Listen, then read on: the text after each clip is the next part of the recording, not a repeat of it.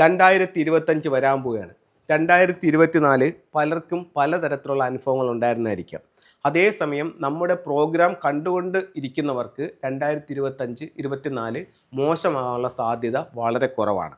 എന്തുകൊണ്ടെന്ന് വെച്ച് കഴിഞ്ഞാൽ കഴിഞ്ഞ ഒരു 6-7 വർഷമായി എല്ലാ വർഷവും തുടങ്ങുമ്പോൾ നിങ്ങളുടെ വീടിൻ്റെ ഓരോ ദിക്കിലും ഈ വർഷം വരുന്ന നക്ഷത്രങ്ങൾ ഏതാണ്, അത് നിങ്ങൾ ഏത് രീതിയിൽ ആ റൂം ഉപയോഗിക്കുന്നു, അതിന് നിങ്ങൾക്ക് അവിടെ എന്ത് പരിഹാരം ചെയ്യാം, അല്ലെങ്കിൽ അതിൻ്റെ സൗഭാഗ്യം വർദ്ധിപ്പിക്കാൻ നിങ്ങൾക്ക് എന്ത് ചെയ്യാം എന്നുള്ളത് കഴിഞ്ഞ 6-7 വർഷമായി ഞാൻ നിങ്ങളുമായിട്ട് ഷെയർ ചെയ്യുന്നതാണ്. അതേപോലെ തന്നെ ഈ വർഷവും ഞാൻ നിങ്ങൾക്കുമായിട്ട് ആ പ്രോഗ്രാം ഷെയർ ചെയ്യുന്നതാണ്. ഇതിൽ ഒരു വീഡിയോയിൽ നിങ്ങൾക്കിതെല്ലാം കിട്ടിയില്ല എന്നുണ്ടെങ്കിൽ ഇതിൻ്റെ മുന്നിലും പിന്നിലും വരുന്ന വീഡിയോകൾ നിങ്ങൾ നോക്കുക. അതിനകത്ത് നിങ്ങൾക്ക് ഈ വേണ്ടുന്ന എല്ലാ നിർദ്ദേശങ്ങളും ഓരോ ദിക്കിൻ്റെയും കാര്യങ്ങൾ കൃത്യമായി അതിൽ പറയുന്നുണ്ട്. ഇന്ന് ഞാൻ പറയുന്നത് 2025 ഫെബ്രുവരി 4 മുതൽ 2026 ഫെബ്രുവരി 3 വരെയുള്ള കാലഘട്ടത്തിൻ്റെ കാര്യമാണ് പറയുന്നത്, ഒരു വർഷത്തിൻ്റെ കാര്യമാണ് പറയുന്നത്. അപ്പോൾ പല പ്രോഗ്രാമുകളും പല യൂട്യൂബുകളും കണ്ടിട്ടുള്ളവർക്ക് മറ്റൊരു സംശയം വരും, സാറേ വേറൊരു വ്യക്തിയുടെ പ്രോഗ്രാം ഞാൻ കണ്ടായിരുന്നു, അതിനകത്ത് പറഞ്ഞിരിക്കുന്നതെന്ന് പറഞ്ഞു കഴിഞ്ഞാൽ പുതുവർഷം തുടങ്ങുന്നത് 2025 ജനുവരി 29 മുതൽ 2026 ഫെബ്രുവരി 16 വരെയാണല്ലോ പറഞ്ഞാക്കുന്നത്. സാറിൻ്റെ ഡേറ്റ് ഫെബ്രുവരി 4, 3 ആണല്ലോ എന്ന് തോന്നുന്നുണ്ടാവും. അപ്പോൾ അതിൻ്റെ ഒരു ക്ലാരിറ്റിയും കൂടെ ഞാൻ തരാം. ഇത് 2 രീതിയിലാണ് ഇവിടെ കലണ്ടറുകൾ ഉള്ളത്. ഒന്ന്, ഫെങ്ഷുയുടെ കാര്യങ്ങളെല്ലാം ചെയ്യുന്നത് സോളാർ കലണ്ടറിനെ ബേസ് ചെയ്തിട്ടാണ് ഫെങ്ഷുയുടെ കാര്യങ്ങൾ ചെയ്യുന്നത്. സോളാർ കലണ്ടറിൽ ഈ വരുന്ന ഒരു വർഷം ഫെബ്രുവരി 4, ഫെബ്രുവരി 3 ഒരു വർഷമാണ് സോളാർ കലണ്ടർ. അത് വെച്ചിട്ടാണ് കാര്യങ്ങൾ ചെയ്യുന്നത്. ചില മാസ്റ്റേഴ്സ്, അത് ഞാൻ തെറ്റെന്നോ ശരിയെന്നോ പറയുന്നില്ല, ചില മാസ്റ്റേഴ്സ് ഈ അവരുടെ ഫെസ്റ്റിവൽ ന്യൂ ഇയർ ആരംഭിക്കുന്നതെന്ന് പറഞ്ഞു കഴിഞ്ഞാൽ ലൂണാർ കലണ്ടറിനെ ബേസ് ചെയ്തിട്ടാണ്. ലൂണാർ കലണ്ടറിൽ ജനുവരി, അവിടെ ന്യൂ ഇയർ എന്ന് പറയുന്നത് ജനുവരി 29 മുതലാണ്. ഞാൻ പറയുന്ന കാര്യങ്ങളെല്ലാം ഫെങ്ഷുയുമായി ബന്ധപ്പെട്ടുള്ളതായതുകൊണ്ടാണ് ഞാൻ ഈ ഒരു ഇതെടുക്കുന്നത്. അപ്പോൾ അവരുടെ ന്യൂ ഇയർ സ്റ്റാർട്ട് ചെയ്യുന്നത് ലൂണാർ കലണ്ടർ അനുസരിച്ചിട്ട് ജനുവരി 29 ജനുവരി 29 പിന്നെ 2025 തുടങ്ങി പിന്നെ 2026 ഫെബ്രുവരി 16 ഒരു വർഷം അവിടെ അവസാനിക്കും. അപ്പോൾ ഇത് ഒരു വ്യത്യാസം വന്നതുകൊണ്ടാണ് നിങ്ങൾക്ക് ഇങ്ങനൊരു സംശയം ഒരു പക്ഷേ പല വീഡിയോകൾ കാണുന്നവർക്ക് തോന്നുന്നുണ്ടാവും. അപ്പോൾ അതൊന്ന് ക്ലിയർ ചെയ്തതാണ്. ഞാനിപ്പോൾ പറഞ്ഞു വന്നത് 2025 തെക്കു പടിഞ്ഞാറ് ഭാഗം, അതായത് ഏതൊരു വീടിൻ്റെയും കന്നിമൂല. ഇപ്പം നമുക്ക് കന്നിമൂലയെ പറ്റി ഒരു വീഡിയോ ചെയ്യുകയാണെങ്കിൽ ഒരുപാട് കോൾസും കൺസൾട്ടിങ് ഒക്കെ ഒരുപാട് വരുന്നതാണ്. കാരണം കന്നിമൂല എല്ലാവർക്കും ഒരു വളരെ പ്രധാനപ്പെട്ടതും അല്ലെങ്കിൽ ഒരു പേടി സ്വപ്നമൊക്കെ ഉള്ളൊരു സ്ഥലമാണ് കന്നിമൂല എന്ന് പറയുന്നത്.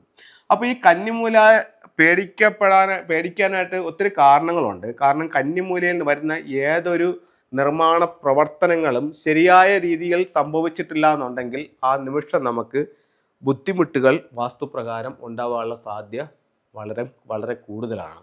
അതെന്ന് പറയുമ്പോൾ ഈ സൗത്ത് വെസ്റ്റിൽ ഇരിക്കുന്ന ഇതെന്ന് പറയുന്നത് രാഹുവാണ്. അപ്പോൾ പലതരത്തിലുള്ള ബുദ്ധിമുട്ടുകളും അവിടെ വന്നാൽ നമുക്കുണ്ടാവും. ഇതിൽ ഓരോ ദിക്കിലും ഈ 9 ഗ്രഹങ്ങൾ അടങ്ങിയിരിക്കുന്നു, അല്ലെങ്കിൽ 9 ഗ്രഹങ്ങൾ ഇരിക്കുന്നു എന്നുള്ളത് ഇതിൻ്റെ വേറൊരു കണക്കുണ്ട്. അത് ഫെങ്ഷുയിൽ വരുന്നതല്ല, അത് നമ്മുടെ ജ്യോതിഷവും വാസ്തുവായിട്ടൊക്കെ ബന്ധപ്പെട്ടിട്ട് വരുന്നതാണ്. അപ്പോൾ ഈ രാഹു അങ്ങനെ ഓരോ ദിക്കുകളും സൗത്ത് ഈസ്റ്റിലാണെങ്കിൽ ശുക്രൻ ഇരിക്കുന്നു, അങ്ങനെ ഓരോ ദിക്കിലും അങ്ങനെയൊക്കെ വരുന്നുണ്ട്. നോർത്ത് ഈസ്റ്റിലാണെങ്കിൽ വ്യാഴം, അങ്ങനെ ഓരോ ദിക്കിനും ഓരോ ഗ്രഹങ്ങളെ പറ്റി പറയുന്നുണ്ട്. അപ്പോൾ അത് ഞാനിവിടെ പറയുന്നില്ല. അപ്പോൾ നമ്മളുടെ ടോപ്പിക് എന്ന് പറയുമ്പോഴത്തേക്ക് ഫെങ്ഷു ആണ്. ഫെങ്ഷുവിൽ ഇവിടെ വരുന്ന ഗ്രഹം എന്ന് പറയുന്ന, ഇവിടെ വരുന്ന സ്റ്റാർ എന്ന് പറയുന്നത് ഏതിലാണ്, ഈ 2025 തെക്ക് പടിഞ്ഞാറ് വരുന്ന നമ്പർ എന്ന് പറയുന്നത് 8. അപ്പോൾ നമുക്കറിയാം ഫെങ്ഷുവിൽ ഏറ്റവും പ്രധാനപ്പെട്ട അല്ലെങ്കിൽ ഏറ്റവും പ്രാധാന്യമുള്ള ഒരു നമ്പർ എന്ന് പറയുന്നത് 8. 8 എന്ന് പറയുമ്പോഴത്തേക്ക് എൻഡ്ലെസ് ആയിട്ട് എഴുതാൻ പറ്റുന്ന ഒരേ ഒരു നമ്പർ 8 അപ്പോൾ ഫെങ്ഷുവിൽ 8 ഏറ്റവും സമ്പത്ത് തരുന്ന നമ്പറായിട്ട്. അപ്പോൾ ഇതിലൊരു കാര്യമുള്ളതെന്ന് പറഞ്ഞു കഴിഞ്ഞാൽ ഓരോ 20 വർഷങ്ങൾ കൂടുമ്പോഴുമാണ് ഓരോ നക്ഷത്രത്തിനും അതിൻ്റേതായിട്ടുള്ള ഒരു ഗുണങ്ങൾ വന്നു ചേരുന്നത് എന്ന് പറയുന്നുണ്ട്. 2004 മുതൽ 2024 വരെ 8 ഏറ്റവും എൻ്റെ ടൈമിലായിരുന്നു. ഒരുപാട് സമ്പത്തും സൗഭാഗ്യങ്ങളും തന്നിട്ടുള്ളൊരു വർഷമായിരുന്നു. ആ ഒരു കാലഘട്ടമായിരുന്നു 8. ഇപ്പോൾ 8ൻ്റെ കാലഘട്ടം മാറി 9ലേക്ക് പോയി. എന്നിരുന്നാൽ പോലും 8 ഒരിക്കലും ഒരു നെഗറ്റീവ് സ്റ്റാർ ആകുന്നില്ല. 8 എന്നും സമ്പത്തിൻ്റെ നക്ഷത്രം തന്നെയാണ്. അപ്പോൾ ഈ പറയപ്പെടുന്ന 8 നമുക്ക് ഈ വർഷം വന്നിരിക്കുന്നത് എവിടെയാണ്, തെക്കു പടിഞ്ഞാറ് ഭാഗത്താണ്. തെക്ക് പടിഞ്ഞാറ് ഭാഗത്ത് 8 വരുമ്പോൾ അത് നമുക്ക് സമ്പത്ത് തരും. അപ്പോൾ അതിനെ നമുക്ക് എങ്ങനെ ഉപയോഗപ്പെടുത്താം? തെക്ക് പടിഞ്ഞാറ് ഭാഗത്ത് നിങ്ങൾക്ക് ബെഡ്റൂം ഉണ്ടാകുന്നത് വളരെ ഉത്തമമാണ്. കാരണം തെക്ക് പടിഞ്ഞാറ് ഭാഗത്ത് ഇപ്പോൾ കേരളത്തിൽ ഭൂരിഭാഗം വാസ്തു പ്രകാരം വെച്ച വീടുകളിലെല്ലാം ഭൂരിഭാഗം തെക്ക് പടിഞ്ഞാറായിരിക്കും ബെഡ്റൂം. അപ്പോൾ ആ ബെഡ്റൂമിൽ ഈ വർഷം കിടക്കുന്നതുകൊണ്ടൊരു കുഴപ്പമില്ല. കാരണം ഈ വർഷം അവിടെ 8 വന്നിട്ടുണ്ട്. നിലവിലുള്ള 2024 നിങ്ങൾ തെക്ക് പടിഞ്ഞാറ് ബെഡ്റൂമാണ് എടുത്തിരുന്നതെന്നുണ്ടെങ്കിൽ അവിടെ ഈ വർഷം ഒരു 9 നിപ്പുണ്ടായിരുന്നു. അത് ഒരുപാട് സൗഭാഗ്യങ്ങൾ നിങ്ങൾക്ക് തന്നിട്ടുണ്ട്. അത് അപ്പോൾ ചിലർ വീഡിയോ കാണുന്നവർ വേറെ എനിക്ക് സൗഭാഗ്യമൊന്നും കിട്ടിയില്ലല്ലോ, ഞാൻ ഈ പറഞ്ഞ തെക്ക് പടിഞ്ഞാറ് റൂമിലാണല്ലോ കിടക്കുന്നത്. അങ്ങനെയാണെങ്കിൽ നിങ്ങൾ ഉറപ്പായിട്ടും നിങ്ങൾക്ക് അവിടെ എന്തോ വാസ്തു പ്രോബ്ലം ഉണ്ട്, നല്ലൊരു കൺസൾട്ടിനെ കാണിച്ചത് കാണിക്കണം. അങ്ങനെ നിങ്ങൾക്ക് വാസ്തു പ്രോബ്ലം ഇല്ലായിരുന്നുണ്ടായിരുന്നെങ്കിൽ ഉറപ്പായിട്ടും ഈ തെക്ക് പടിഞ്ഞാറ് നിങ്ങൾ ഈ വർഷം കിടന്നെങ്കിൽ നിങ്ങൾക്ക് സൗഭാഗ്യങ്ങൾ ഉണ്ടായിരുന്നു. ഇതെല്ലാം എൻ്റെ അനുഭവത്തിൽ നിന്ന് അല്ലെങ്കിൽ എൻ്റെ ക്ലയൻറ്റുകളുടെ അനുഭവത്തിൽ നിന്നാണ് നിങ്ങളുമായിട്ട് ഷെയർ ചെയ്യുന്നത്. ഞാൻ പഠിച്ച കാര്യങ്ങൾ ആദ്യം ഞാൻ എൻ്റെ ജീവിതത്തിൽ പ്രായോഗികമാക്കി. എനിക്ക് അവിടെ നിന്ന് റിസൾട്ട് കണ്ടപ്പോൾ ഞാൻ എൻ്റെ ഏറ്റവും അടുത്ത ബന്ധുക്കൾക്കും സുഹൃത്തുക്കൾക്കും ഞാനത് ചെയ്തു. അവിടെയെല്ലാം റിസൾട്ട് കണ്ടിട്ടാണ് ഞാൻ ഈ ഫെങ്ഷുയിലേക്ക് ഇറങ്ങുന്നത്. അപ്പോൾ നമുക്ക് എല്ലാവർക്കും റിസൾട്ടുണ്ട്. 100ൽ 100 വീട്ടിനും റിസൾട്ട് ഉണ്ടെന്ന് ഞാൻ പറയുന്നില്ല. ചില വീടുകൾക്ക് റിസൾട്ട് കിട്ടാതെ പോയിട്ടുണ്ട്. അതിൻ്റേതായിട്ടുള്ള മറ്റ് ചില കാരണങ്ങളും ഉണ്ട്. ഓക്കെ, അപ്പോൾ ഇത് നമുക്ക് 8 വന്നിട്ടുണ്ട്. 8 നമുക്ക് സമ്പത്ത് തരുന്ന നമ്പറാണ്. ഇനി ഓരോ നമ്പറുകളും ഓരോ എലമെൻ്റ് ആണ്. 8 എന്ന് പറയുന്ന എലമെൻറ്റ് എർത്ത് എലമെൻ്റ് ആണ്. അപ്പോൾ പഞ്ചഭൂതങ്ങളുടെ ഒരു തിയറി ഇതിനകത്തുണ്ട്. അത് വെച്ചിട്ടാണ് ഫെങ്ഷുയി ബാലൻസ് ചെയ്യുന്നത്. ഇപ്പോൾ പഞ്ചഭൂതങ്ങളാലാണ് ശരീരവും ഈ പ്രപഞ്ചവും നിർമ്മിക്കപ്പെട്ടിരിക്കുന്നതെന്നാണ് പറയുന്നത്. അപ്പം ഇതിനകത്ത് പഞ്ചഭൂതങ്ങൾ എന്ന് പറയുമ്പോൾ ഭൂമി, വായു, ആകാശം, അഗ്നി, ജലം എന്നുള്ളത് ഇവിടെ മാറി 2 എലമെൻറ്റുകൾ വരും. അതായത് വായുവും ആകാശവും ഇവിടെ മെറ്റലും വുഡുമായി മാറുന്നു. അതായത് നമുക്ക് എടുത്ത് ഉപയോഗിക്കാൻ പറ്റുന്ന ഒരു ഇതായിട്ട് മാറുന്നുണ്ട്. ഇതാണ് ഫെങ്ഷുയുടെ തിയറി. അപ്പോൾ ഫെങ്ഷുയി തിയറി പ്രകാരം ഇവിടെ വരുന്നിരിക്കുന്ന നമ്പർ 8 ആണ്. 8 എന്ന് പറയുന്ന എലമെൻറ്റ് എർത്ത് എലമെൻ്റ് ആണ്. അപ്പോൾ ഈ എർത്ത് എലമെൻറ്റിനെ ആ ഭാഗത്തേക്ക് കൊണ്ടുവരികയാണെങ്കിൽ ഈ 8ൻ്റെ സൗഭാഗ്യങ്ങൾ കൂടും. അപ്പോൾ എർത്ത് എലമെൻറ്റ് നമുക്ക് എന്തുമായിട്ടൊക്കെ ബന്ധപ്പെട്ടിരിക്കുന്നു എന്നുള്ളതാണ് അടുത്ത ഒരു ചോദ്യം. അപ്പോൾ അവിടെ നമുക്ക് ഉപയോഗിക്കാവുന്ന എന്തൊക്കെയാണെന്നുള്ളത് പറയാം. ഇത് ഒരു ക്രിസ്റ്റൽ ബോളാണ്.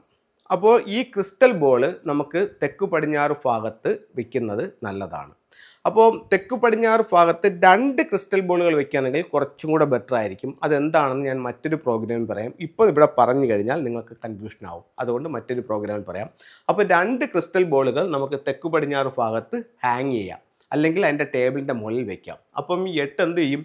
സ്വാഭാവികമായും കുറച്ചും കൂടെ സ്ട്രോങ് ആകും. സ്ട്രോങ് ആകുമ്പോൾ കുറച്ചും കൂടെ നമുക്ക് എനർജിയും വെൽത്തും ഒക്കെ 8 തരും. അവിടെ ഉപയോഗിക്കാവുന്ന മറ്റൊരു ടൂൾ പിരമിഡാണ്. അതായത് എർത്ത് എന്ന് പറയുന്ന എലമെൻറ്റിനെ സപ്പോർട്ട് ചെയ്യുന്ന എലമെൻറ്റ് ഫയറാണ്. അപ്പം ഈ പിരമിഡ് എപ്പോഴും ഫയർ എനർജിയാണ് ക്രിയേറ്റ് ചെയ്യുന്നത്. അപ്പോൾ ഇത് പിരമിഡാണ്, അതിൻ്റെ ഒരു ഷേപ്പ് അതാണ്. അതേപോലെ തന്നെ ഇത് എന്തുകൊണ്ടാണ് നിർമ്മിച്ചിരിക്കുന്നത്? ക്രിസ്റ്റൽ കൊണ്ടാണ് നിർമ്മിച്ചിരിക്കുന്നത്. അപ്പോൾ ഇതിൻ്റെ പവർ ഇരട്ടിയാവും. കാരണം എന്തെന്ന് വെച്ച് കഴിഞ്ഞാൽ എർത്ത് എനർജി ഇതിനകത്തുണ്ട്, ആ ഷേപ്പും ഉണ്ട്. അതായത് ക്രിസ്റ്റലിൻ്റെ എനർജിയും ഉണ്ട്, ഫയറിൻ്റെ എനർജിയും ഉണ്ട്. അപ്പോൾ ഇതിനെ കൂടുതൽ ബൂസ്റ്റ് ചെയ്യാനായിട്ട് ഈ ഭാഗത്ത് പിരമിഡുകൾ വെക്കുന്നത് ഏറ്റവും നല്ലതായിട്ടാണ്. പിരമിഡ് വെച്ച് മാത്രം നമുക്ക് ചെയ്യാവുന്ന ഒരുപാട് കാര്യങ്ങളുണ്ട്. അത് മറ്റു പല പ്രോഗ്രാമിലായിട്ട് പറയാം. പിരമിഡ് വാസ്തു എന്ന് പറഞ്ഞിട്ട് തന്നെ ഒരു ഇതുണ്ട്. അപ്പം നമുക്കൊരു വീടിനെ പിരമിഡ് വെച്ചിട്ടെന്ന് പറഞ്ഞു കഴിഞ്ഞാൽ ഹൈ എനർജിയിലേക്ക് കൊണ്ടുവരാനായിട്ടൊക്കെ അത് സാധിക്കും. അത് മറ്റൊരു പ്രോഗ്രാമിൽ നിങ്ങളുമായിട്ട് ഷെയർ ചെയ്യാവുന്നതാണ്. അടുത്തത് നമുക്ക് അവിടെ നാച്ചുറലായിട്ട് ചെയ്യാവുന്ന കുറേ ക്രിസ്റ്റൽസ് ഉണ്ട്. നാച്ചുറലായിട്ട് ചെയ്യാവുന്ന, ഇപ്പോൾ ഇത് ഒരു നാച്ചുറൽ ക്രിസ്റ്റലാണ്. ഇതിൻ്റെ സിട്രിൻ എന്നാണ് ഇതിൻ്റെ പേര്. ഇത് ഒരു വെൽത്തിനെ അട്രാക്റ്റ് ചെയ്യുന്ന സ്റ്റോൺസ് ആണ്. അപ്പോൾ ഇതിൻ്റെ ബ്രേസ്ലെറ്റ്, ഇതിൻ്റെ മറ്റേ ചെയിൻ, അങ്ങനെയുള്ള എല്ലാം നമുക്ക് കിട്ടുന്നതാണ്.